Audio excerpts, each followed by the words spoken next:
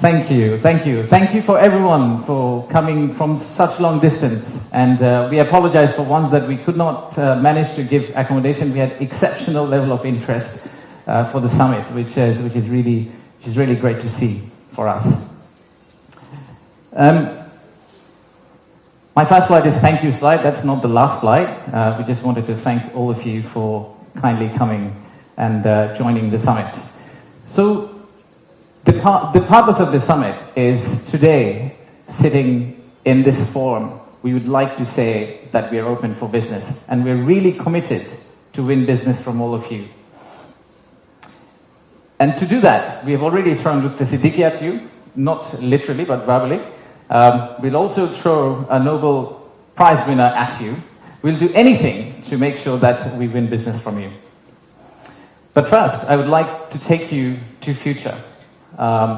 Let's think about a movie, Back to the Future.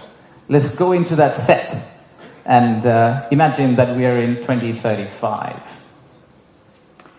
In 2035, how would Bangladesh look like? You'll all be here again. My successor is going to be here presenting. That will be the 10th investment conference for us. And in that conference, we will not be talking about a rising economy, but we'll be talking about a regional manufacturing powerhouse.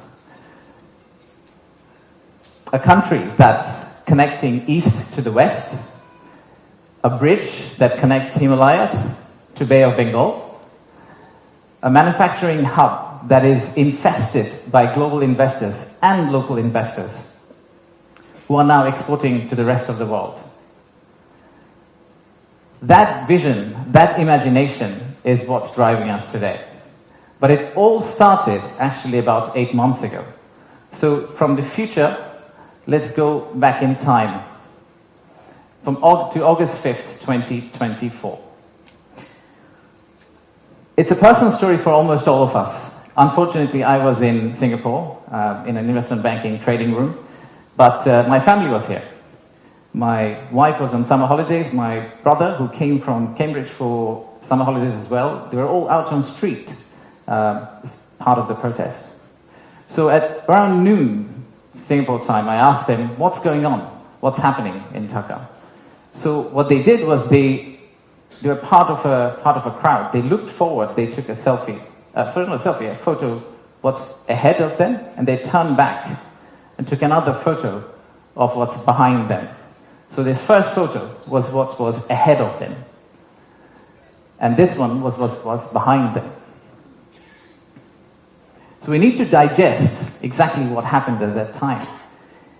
The young population, the entire youth, was out on the street, demanding transparency, demanding opportunity, demanding democracy, demanding freedom of speech.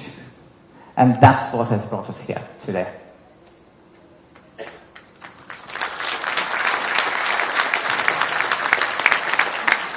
So today, the expectations are very high. The young population of our country, they're global. Unlike us, they're used to tweeting, they're used to looking at TikTok and looking at Singapore and Bangkok. So they don't want Dhaka to be Dhaka 2.0. They actually want Dhaka to become Singapore and Bangkok in 5-10 years' time. So how do we get there? That's the expectation we have. How do we get to Singapore and Bangkok within 5-10 years? How do we unlock the energy that we got during the August Revolution? How do we harness that energy and convert it into employment generation and industrialization? The story for Bangladesh was always there. A lot of you already know about it. We have 180 million domestic market. We have a young population. Almost half of it is less than 25 years old. The middle and affluent class is about 35 million people, which is as big as the Malaysian total population. We have many, many other factors that has led to where we are today. And actually, I must say that there are companies who have been here for more than 100 years and have made exceptional returns compared to the global market. So if you look at some of these companies who have actually operated in Bangladesh for a long, long time, the returns they have got in Bangladesh is actually significantly higher than the global average. And today, we also have a fantastic news that one of our own startups called ShopUp The news came out about an hour ago in Bloomberg that the Saudi sovereign PIF, their investment arm called Sanabil Investments, they have actually co-led a round of $110 million along with Peter Thiel's Valor Ventures to invest in one of our own startup to go global. So let's give a big round of applause to Shop.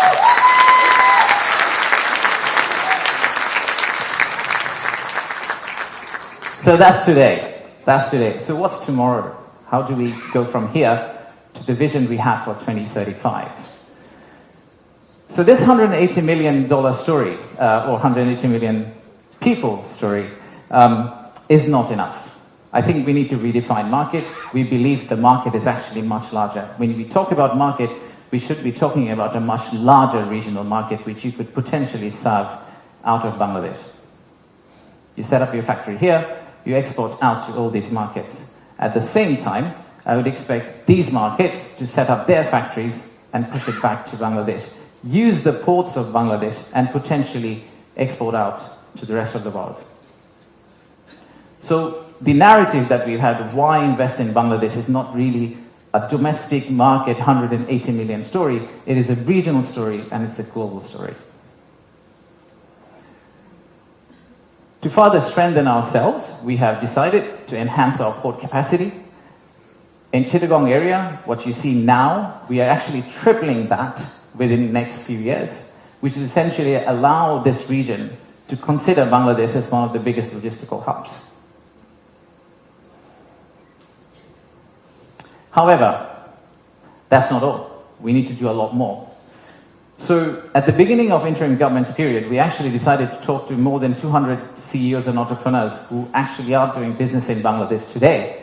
And we wanted to understand how can we convert our critics into our ambassadors. They are the only ones who could potentially bring business for us. They are the only ones who, if they travel abroad and say Bangladesh is a great place for business, that's when we are likely to get more investment.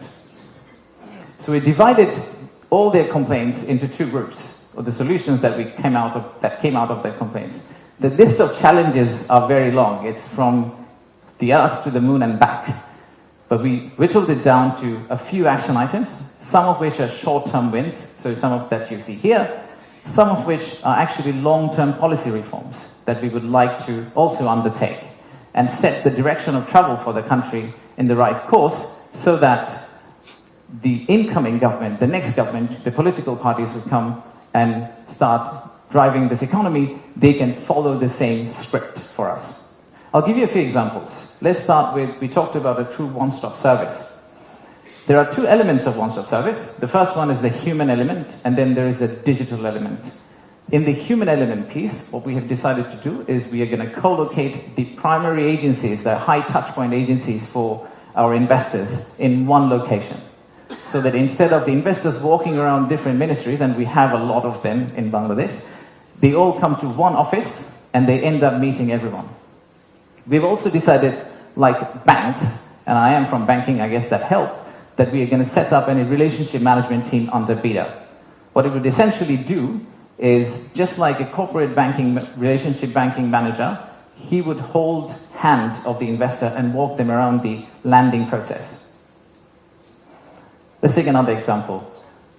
Our friends in National Board of Revenue helped us set up the authorized economic operator. It's essentially the green channel, or widely known as the green channel setup, where if you're a good customer, you are able to circumvent some of the custom checks and fast-track your process through the ports. That has been picked up as one of the biggest challenges that we have, the time it takes to go from your factory all the way to your customer.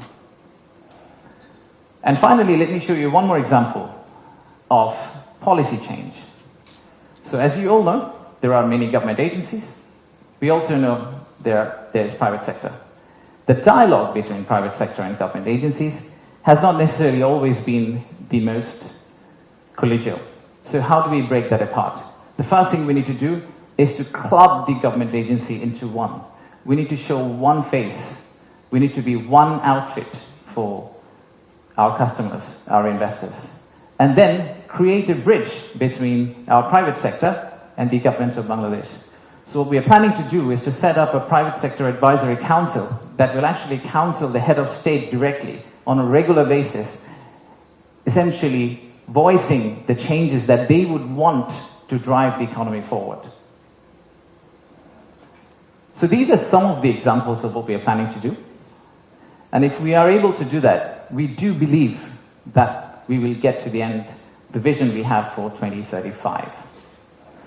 Now, of course, there are many, many other factual reasons, statistics, tables, Excel files that I can share with you to tell you why you should invest in Bangladesh. In fact, the next slide will have a QR code which you can scan and download, which will have essentially this presentation. So you didn't have to take the photos of the presentation, by the way.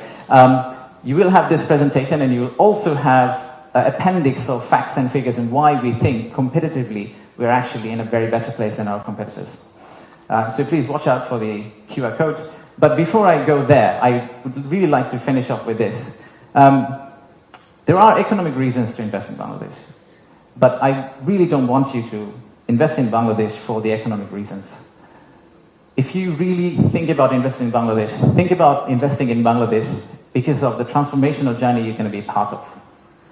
For the odd mixture of warmth and resilience our people have, and our century-old culture paired with the shared values that we have with you. So I rest my case here. Thank you very much for coming, and enjoy the rest of the day. Thank you all.